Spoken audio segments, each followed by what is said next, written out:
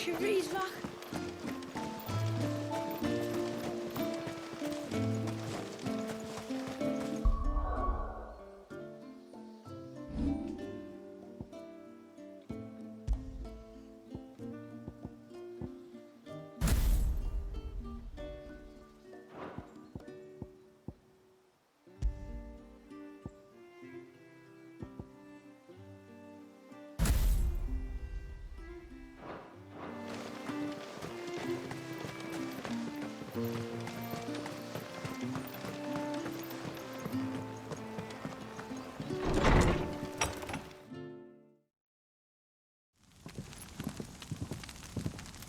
To understand the spell which binds Walyas, you must first know who we are, and what drove my forebears to commit such an atrocity.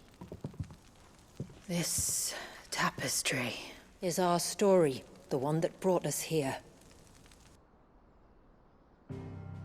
After generations of wandering, my people sought refuge in northeastern Storm, some 170 years ago.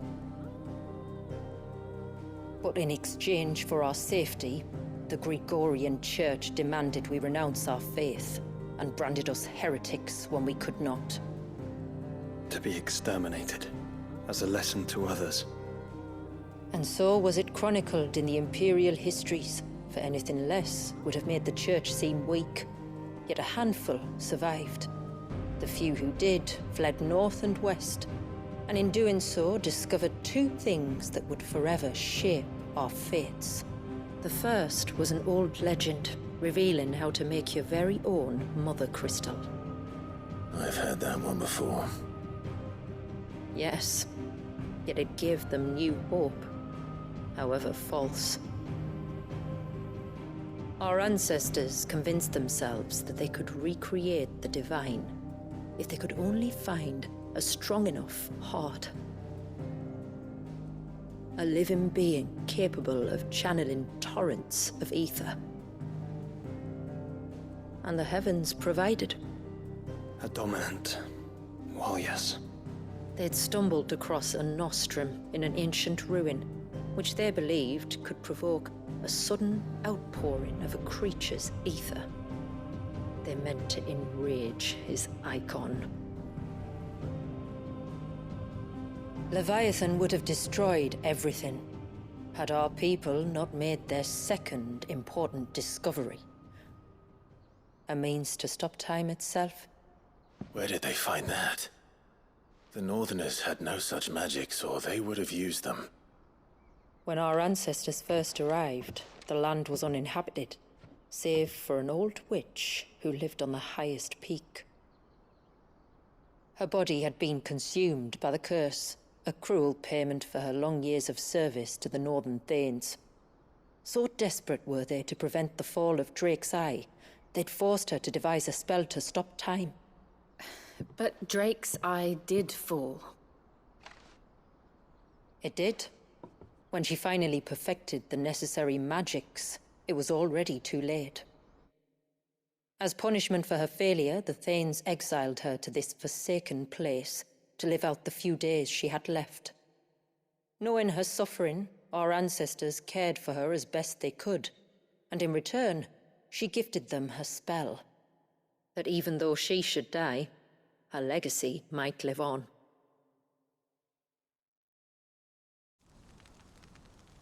So armed with both the knowledge of the ancients and the secrets of time, our ancestors settled upon an ambitious plan. They would create a new Mother Crystal and enchant it that it might endure for all eternity. Thus would our people's wandering, our suffering, finally end, and prosperity visit us once more. And all it would require was the sacrifice of a single child. A small price to pay, or so they believed. Another victim of man's blind reliance on the Mother Crystals. So we know the seal source. How do we break it and restore the flow of time? Do you recall the dome of light on top of the cliffs to the west? Inside lie the ruins of an old temple. It was there that the witch built the Ver, a conduit of sorts that channels her remaining ether into the surge. But it's been a long time since anyone set foot in the place. And now, there are others who claim it as their own. Then we shall go prepared for a fight. That said, it may be best if one of us stays behind. You think the village could be in danger? We saw the ether flow from Wallius in all directions, but only encountered a single familiar. There will be more. And should even one make its way here, I doubt the walls could hold it back for long. Then I shall stay. The Phoenix will see your people safe, tributary. You have my thanks. Very well. We should depart at once. I fear time may no longer be a luxury we can afford.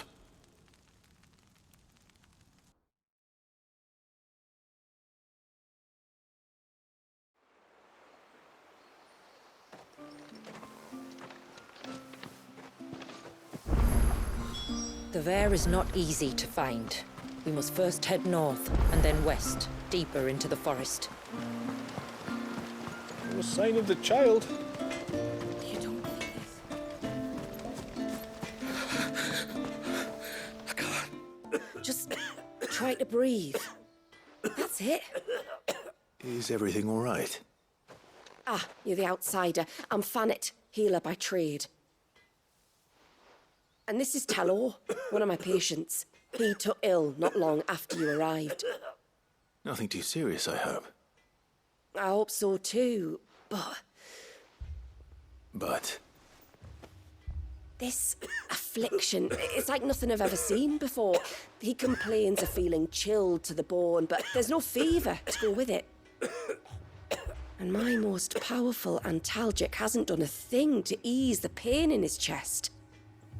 I'm starting to wonder if his condition might require a different kind of treatment altogether. Shula said that you were here to help us. You couldn't help me, could you?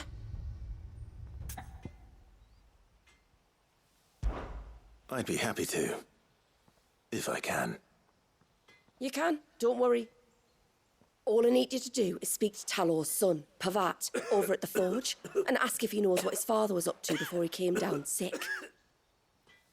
Something must have caused this, and I want to find out what. The trouble is, Talor's too weak to speak, and I can't leave his side for long. So while you talk to Pavat, I'll pay his wife word a quick visit, just in case she knows anything. All right.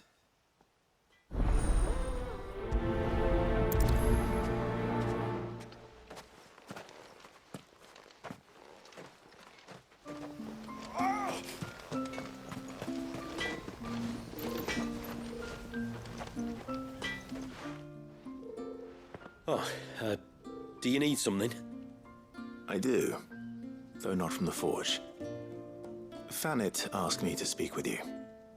She's looking into the cause of your father's illness and wondered if you could shed any light on the matter. I see. Sorry. She shouldn't have dragged you into this. It's no trouble, really. Tell me, did your father do anything out of the ordinary before he fell ill? Not that I know of. But then I hardly see him. He's always out and about, like. Well, at least he was. Suppose he might have been a bit more fidgety than usual, but apart from that... When you say out and about, where does he usually go? Just round the village. Wanders over to Blazier's place most days. He's a fisher who lives on the other side of the fount. They're old friends. Maybe he knows something I don't. Maybe. I'll go and speak with him.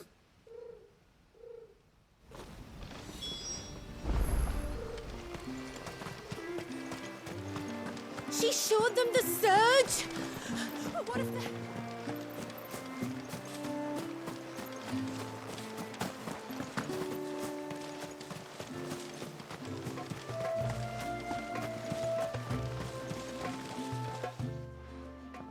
Greetings, stranger.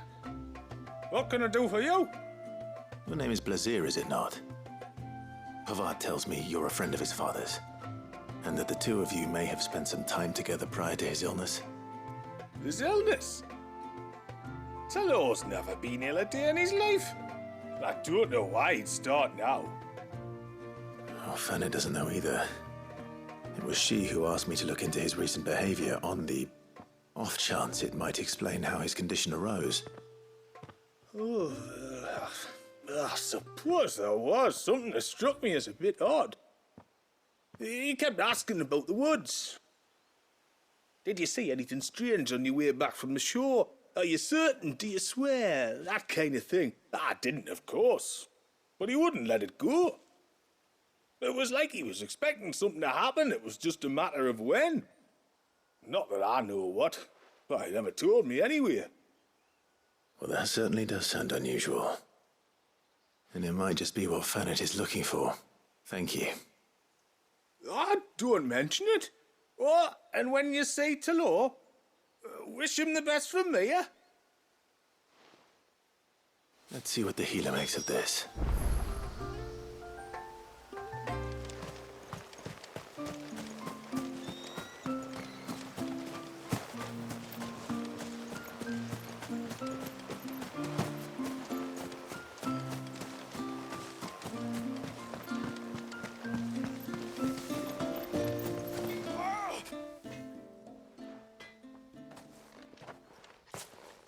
I spoke with Werder, but she couldn't tell me anything.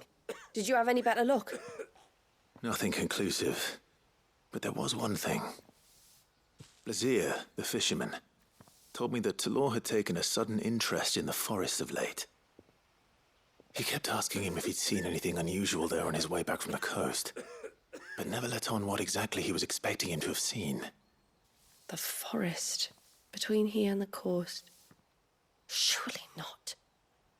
But then... I can't say for sure. But I think Talor's illness might have some connection to the Tomberries.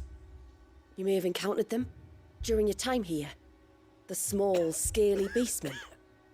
And you think they may have caused Talor's illness? I do. At least in a way. And if I'm right, it's no wonder the treatments I've been trying didn't work. Oh, I know it's a lot to ask, but would you go down into Father's Fell for me? There's an altar there, and if my fears are true, an offering upon it. What is going on here? Please. I'll explain everything when you return, but time flows fast. I beg you, make haste for Father's Fell and take the offering from the altar. Talor's life may depend on it. Very well.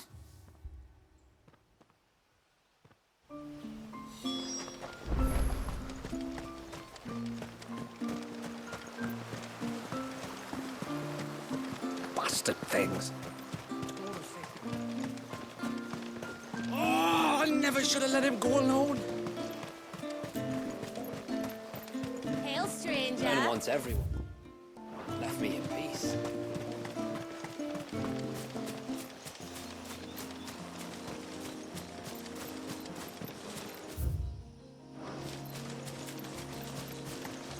Before we turned east at the shipwrecks to reach the coast. Now we must head in the opposite direction. Left it is then.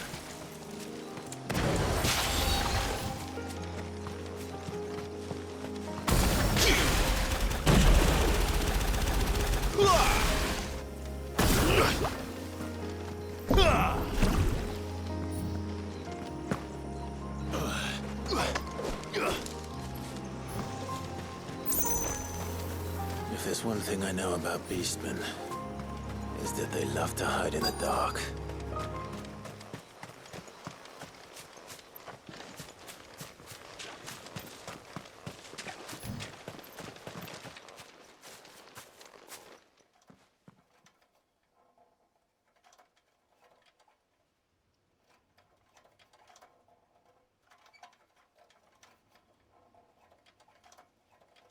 What are they up to? Some sort of ritual.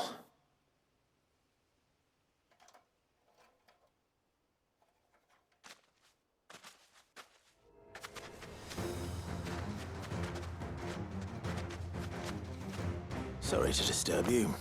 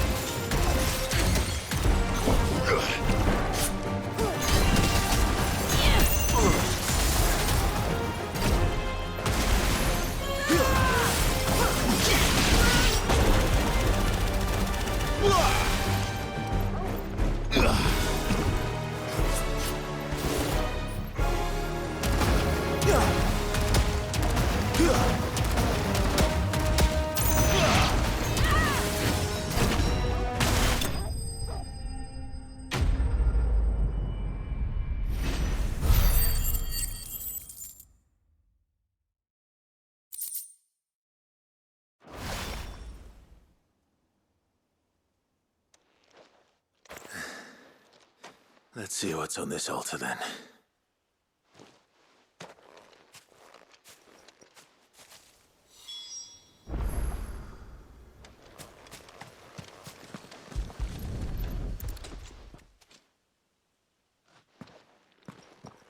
A silver chain. I doubt the Tomberries made it. This must be what Fannet was talking about.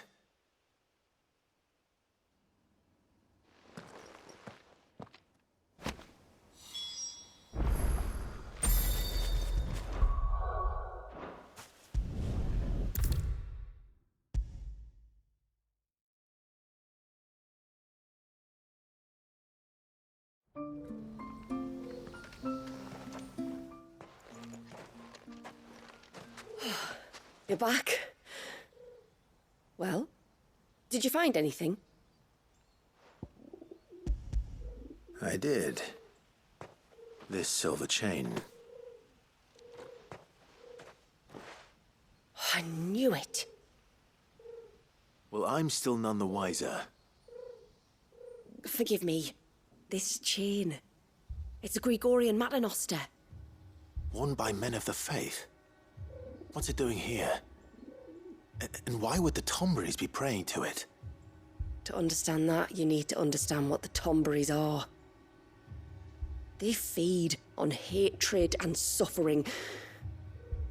And some say that if you render them an offering, some token of grievance against your fellow man, they will put a curse upon him.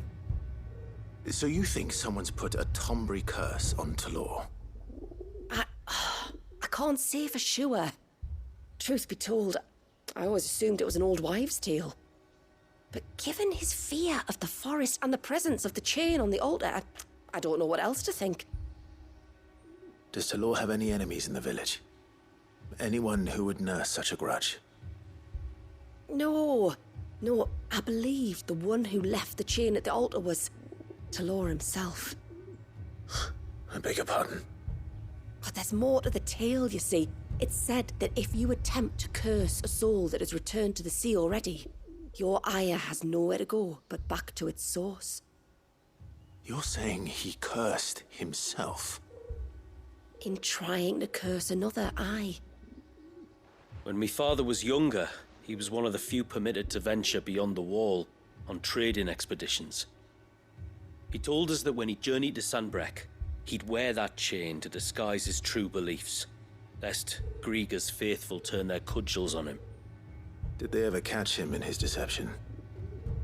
Might that explain the ill will he bears someone? Not that he ever told me. Come now, let's not waste time speculating about Talor's past. We need to focus on the present, and that means finding a way to break the curse. All right. If there's anything I can do to help, let me know. Thank you. I shall. Aye, and thanks for going to all this trouble. Here, it's not much, but I want you to have this. We call it an adder stone. It's a gatherer's charm. Reacts to certain rare minerals we use in crafting. Makes them ring out like a bell, stuff you'd have no chance of spotting otherwise. If you find anything, see that you bring it back to me. I can make you some decent gear with it. If you're interested, like. I am, thank you. And I'll be sure to pay you a visit. Until then, I wish your father a swift recovery.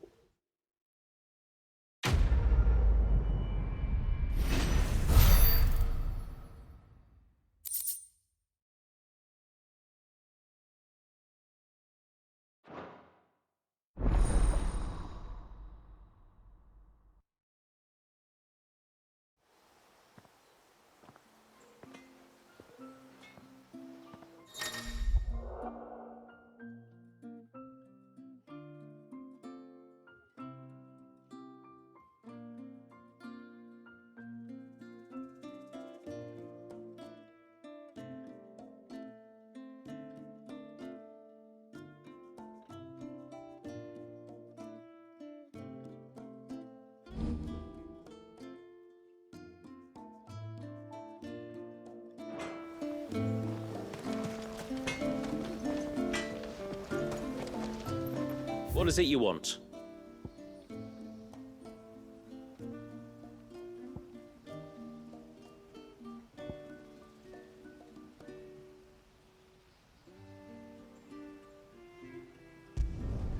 I'd like to see another smith do better.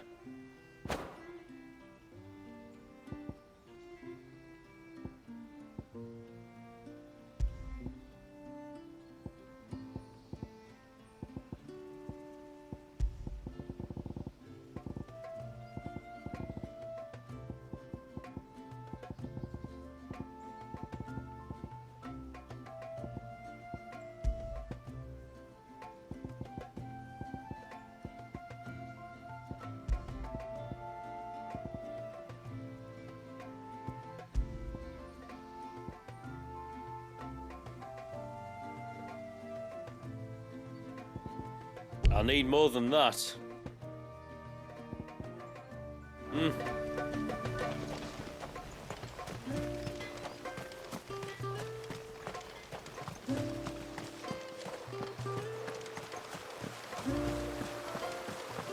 Bastard things.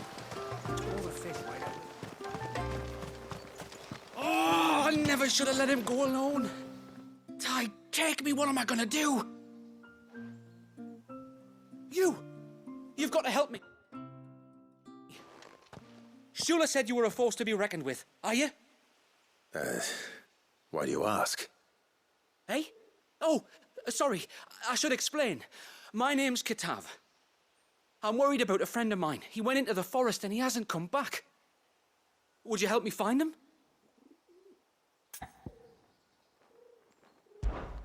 I can try. Tell me what I need to know. Of course. You know about the glamour our ancestors cast to keep this place hidden, right? Shula told us about it, yes. Right. So you know the cairns we use to maintain the spell? Well, it's me and my friend's job to maintain them.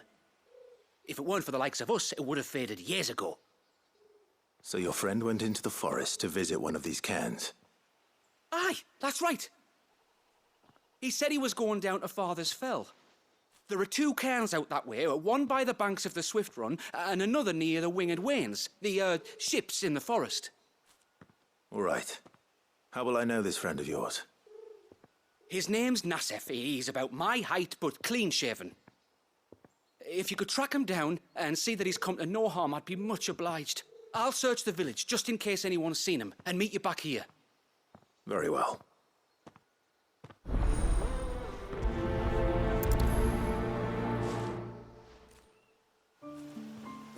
One cairn by the ships, another by the river. Better get moving. Hail, stranger.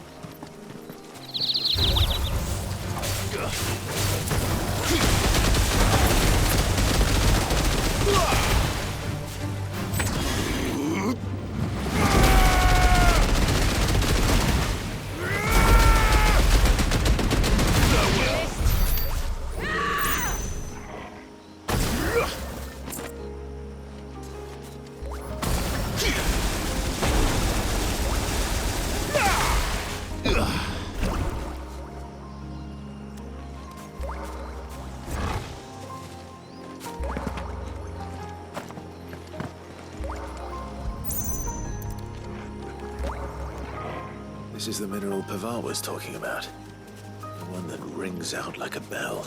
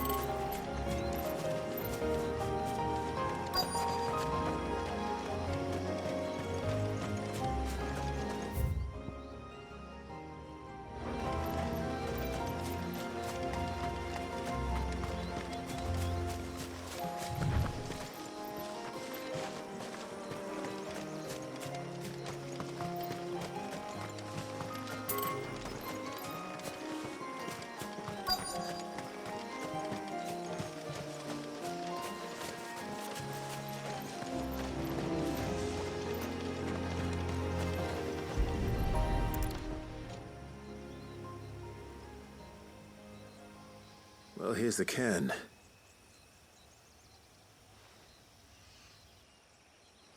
But no sign of Nasef. To the riverbank, then.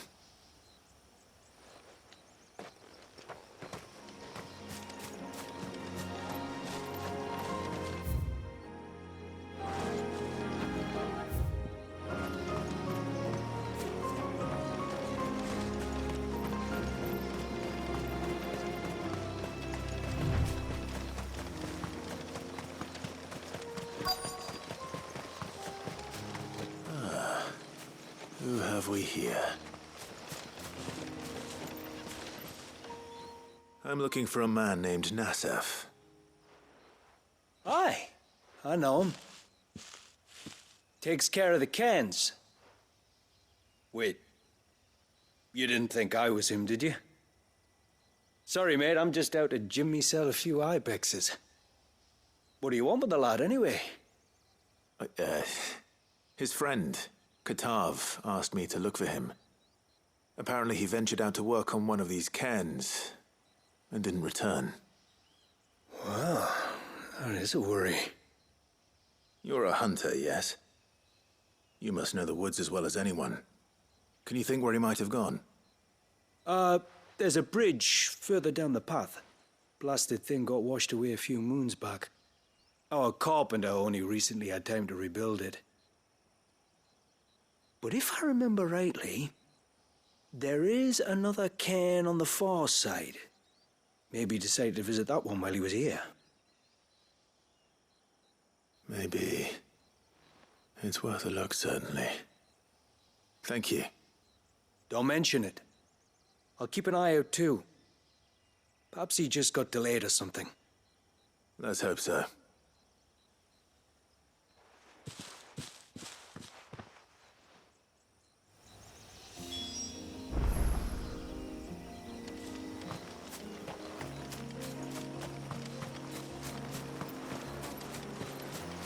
This must be the bridge the hunter was talking about.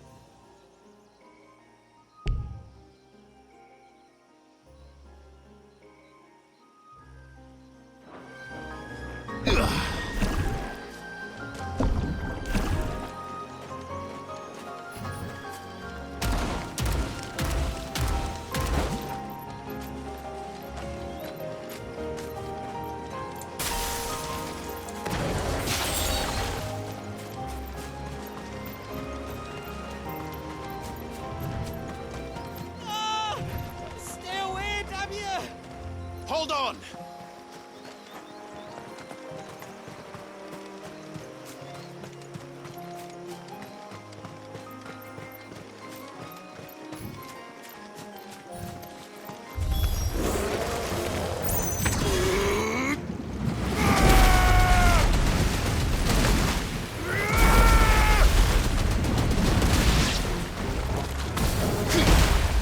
Heal yourself.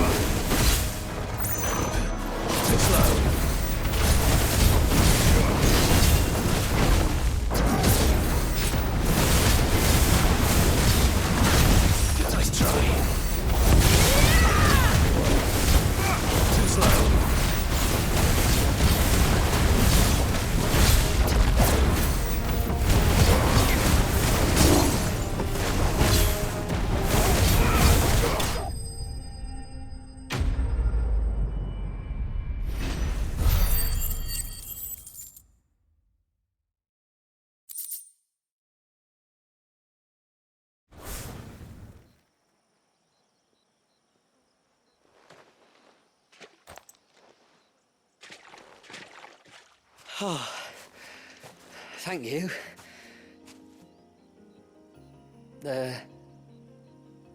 I'm the tributary's guest. And you must be Nassef. I am? But how do you know that? Your friend Katav asked me to look for you when you didn't return. I'm sorry. I was so focused on attuning the cairn, I didn't see those creatures come until it was too late. How exactly do they work? Oh, there are crystals inside. They're what keeps the glamour going. Should the ether cease to flow through too many of them, our shroud would quickly unravel. It's my job to make sure that doesn't happen. And an important job it is. But you'll struggle to do it if you're dead. You need to take more care. Yeah, no arguments there. The truth is, me and Katav usually work together, watching each other's backs like. But when we heard outsiders were coming, we split up to get the job done faster, so things would be perfect for your arrival. Stupid, I know. So you found him then? Not before the local fauna did. My arrival seemed to put them off their dinner. Mustn't have been hungry after all. Expect you'll be wanting someone to escort you back to the village then, Nassef. Woods are full of nasties today. When you're next in Haven, be sure to come and see us. You saved my life. It's only right I repay you. If you insist. Take care now.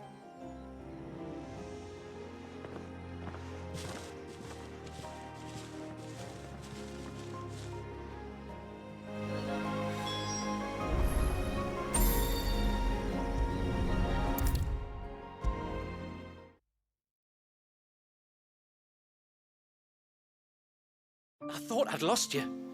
But you saw... Thank you. Nassef told me everything. If you hadn't got there when you did... Oh, it doesn't bear thinking about. All that matters is that you're safe. Far be it from me to tell you how to do your jobs, but don't go alone again. Or if we have to, maybe we should think about casting the glamour on ourselves to keep the wildlife from spotting us. It'd take its toll, of course, but it'd beat letting the cairns fall and having to weave the entire spell from scratch. Imagine if we had to do that. I'd rather not. We'd only succeed in adding 2 new piles of stone to the collection. Your bearers? That we are, thank the tides. The others can't attune to the crystals in the cairns the same way we can. I reckon this place would be doomed without us. So, you do this work for the good of your people? Not because... We're forced to. No. From what I've heard of the way things work on the outside, we were truly blessed that our rain fell here in Mysidia. Our people are few enough as it is. If we started turning on each other, kin against kin, over nothing but a stupid accident of birth, our days would be numbered. They would. Anyway, all's well that ends well, eh? Thanks to you, both of us lived to keep this place hidden another day.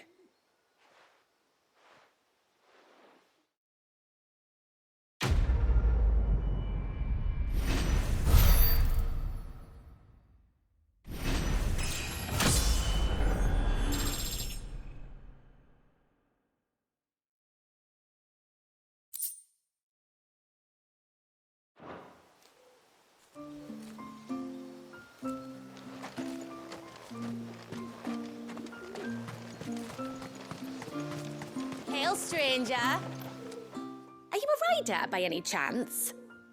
I am. What gave me away? Oh, I can smell it on you. The scent of the stables. And not just any stables. Something tells me you've never been one to ride half-starved birds with chine-gall and wet beak. If I had a guess, I'd say your bird eats only the finest greens and has her feathers groomed twice a day with a curl hairbrush. Nothing but the best for my ambrosia. Ambrosia, eh? Pretty name. What's she like? Well, she's tall and strong. And her feathers are as white as snow. You're joking. You've got a white chocobo. I have, yes. I suppose they are rather rare. This I've got to see.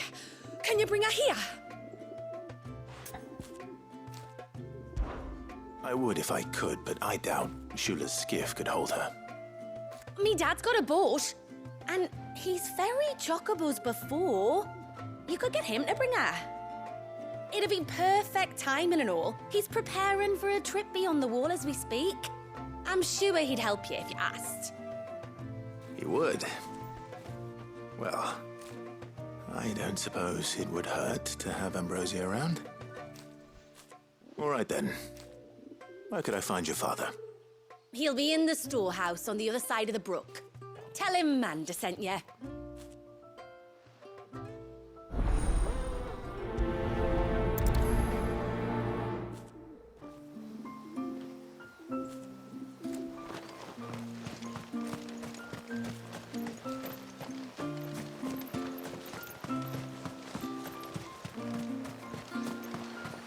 Bastard things.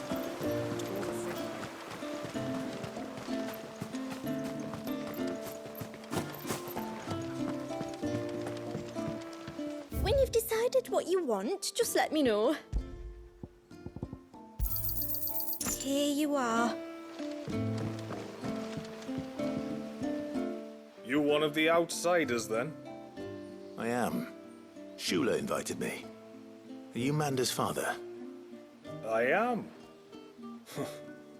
Got you running errands for her already, has she? She's asked to see my chocobo, but I'd need your help and your boat to bring her here. Or you could just say no.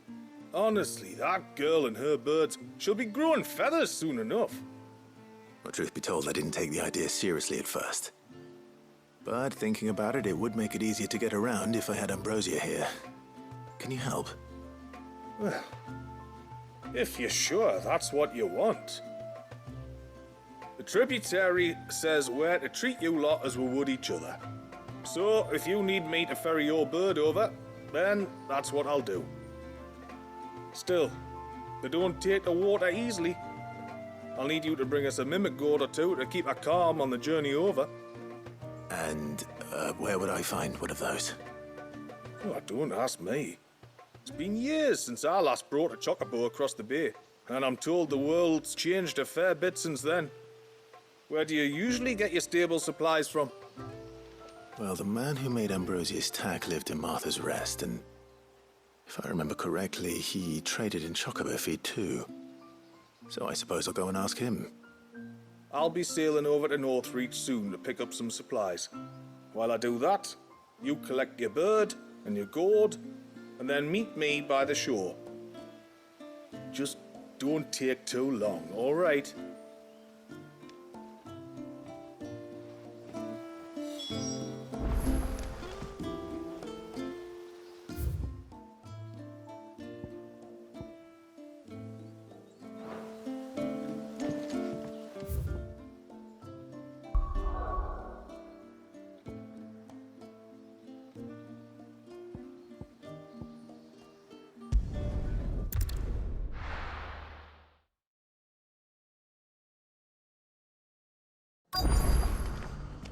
Let's hope one of the merchants here has what Gav needs. Excuse me. I'm looking for something. Oh, well, then I'm your man. A silver chocobo feather. Oh, or maybe not. Though you're not the first to mention the bird around here. There was a man stopped by the rest not long ago claiming he was attacked by a silver chocobo near some gutted hovel not far from Eastpool.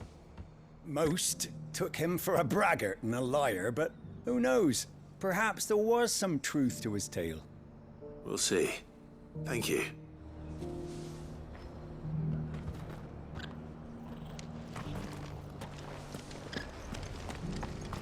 We've got a few rooms going spare now. You want a bed for the night? You speak to Martha.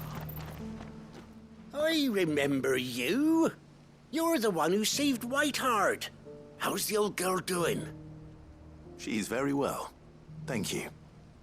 Oh, don't thank me. You're the one who saved her. Anyway, what brings you to the rest today? I was hoping to purchase a mimid gourd. And I thought you might be able to tell me where I could find one. Oh, reckon I could do better than that. Just so happens, I've got a whole carload of the blasted things. Not a buyer in sight. Really? Aye, you'd be doing me a favor taking a few off my hands before they turn to mush. But just be on the lookout for wild birds, eh? Don't want them chasing after you like they did me. I will. And thank you. Oh, you're very welcome. Any friend of Whiteheart is a friend of mine. And in times like these, friends have got to stick together. We certainly do.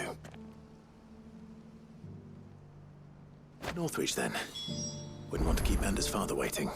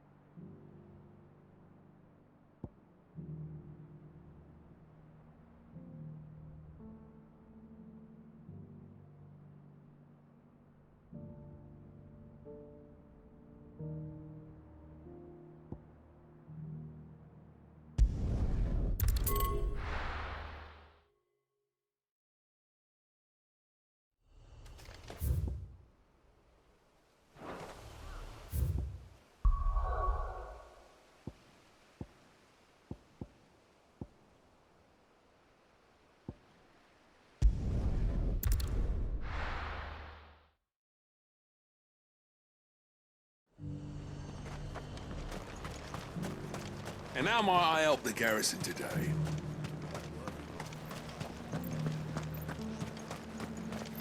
That fool of a Duke thought he could...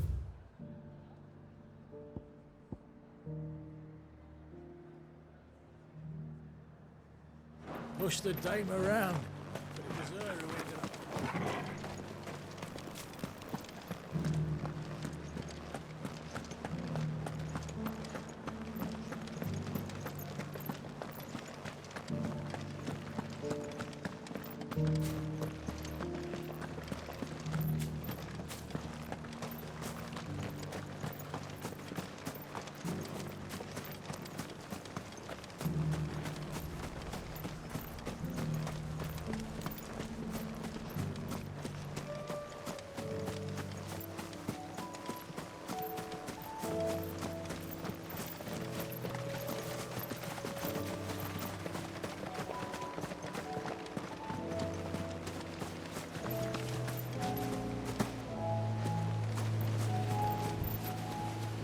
Ah, there you are.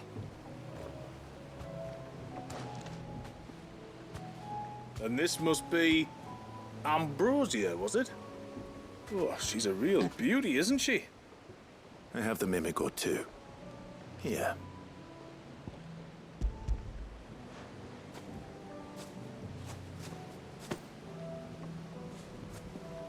Thank you kindly. Soon as she's gobbled this up, we'll set sail. We're going to take a little trip across the bay now, Ambrosia. Don't worry. You'll be all right.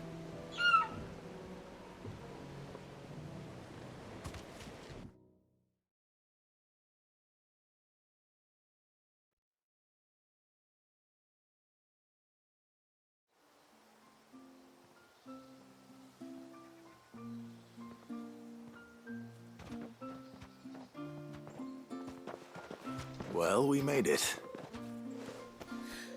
You didn't all? She is as white as snow. You're beautiful, aren't you, girl? Brave, too. She was calm as you like on the journey over. The mimic gourd will have played its part, of course, but passing through the walls enough to spook most birds even then. Not this one, though. Ambrosia's been through a lot. I doubt there's much that could unnerve her now. Not with a beloved master by her side. No. It's you who looks after me, isn't it, girl? Anyway, thanks for bringing her here. I hope I can breed a bird like her someday. And if you and Ambrosia need ferrying back to Northreach, you only need say the word. Thank you. But I think we might explore Mysidia together. What do you say, Ambrosia?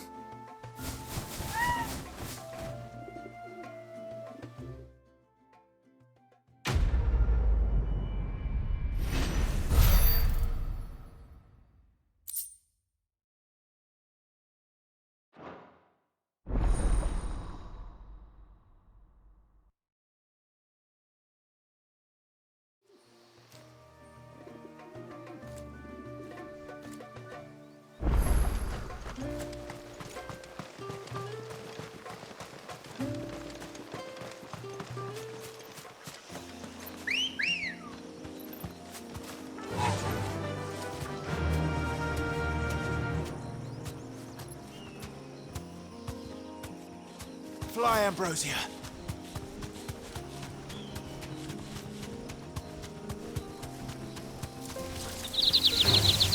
Time to fight.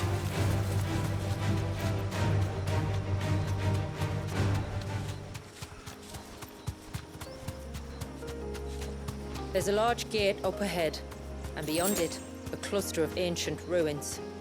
The temple, or the Heir of Hours as my people call it, can only be reached by passing through them.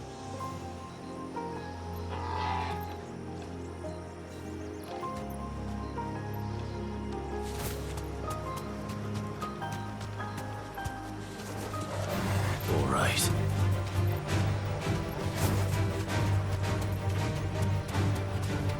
The forest is crawling with life, most of it hungry, which is why we make sure this gate stays shut.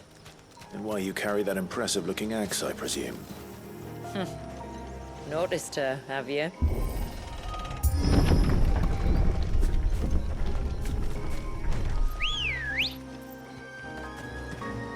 Let's go. The temple is up there. Don't worry. Those cliffs aren't the only way to the top.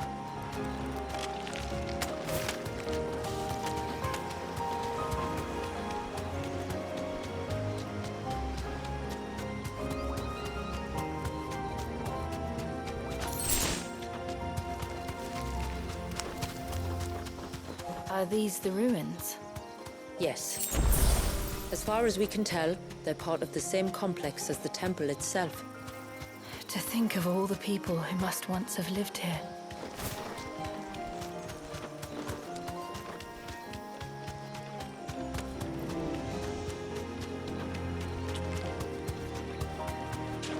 These remind me of home. You're from the north, then? Yes. And no. I see. No holding back.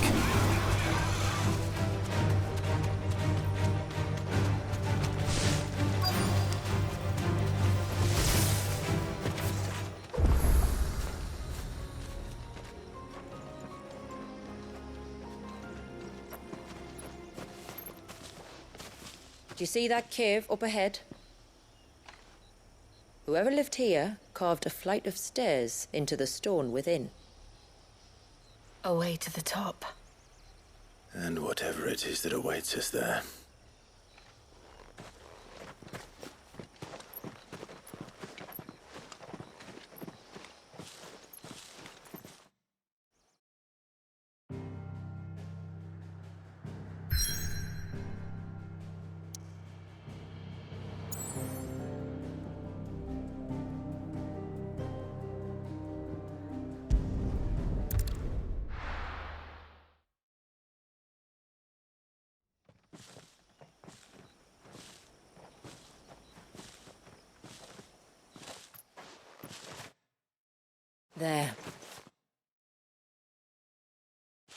temple that time forgot.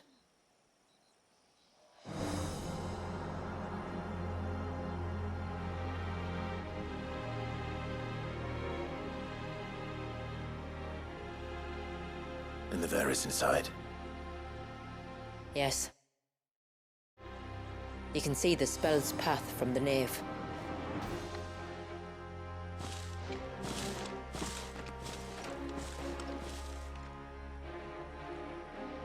What is it?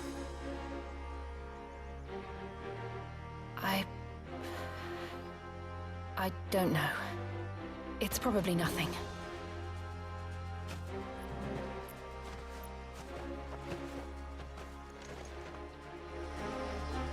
Forgive me, but why build the Vare here?